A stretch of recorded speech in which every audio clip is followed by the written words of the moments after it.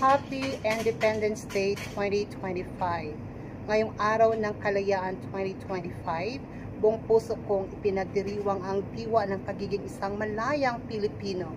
Sa araw na ito, hindi lang natin inalala ang mga bayani at ang mga sakripisyo nila.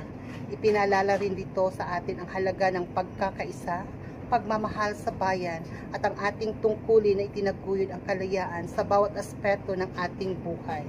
Ang pagiging malaya ay hindi lamang tungkol sa kasaysayan. Ito ay buhay na pananagutan. Malaya akong mangarap, magsalita at kumilos para sa ikakabuti ng aking sarili, ng aking pamilya at ng aking bayan.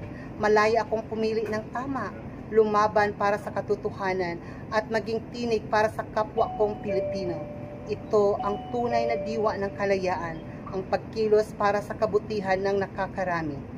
Salamat sa ating mga ninuno at bayani na hindi nagdadalawang isip, ialay ang kanilang buhay para sa ating kasalukuyang kalayaan.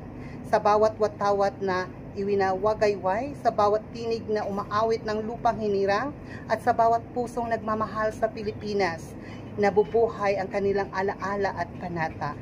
Mabuhay ang Pilipinas, malaya tayong ipagdiwang ang ating kalayaan.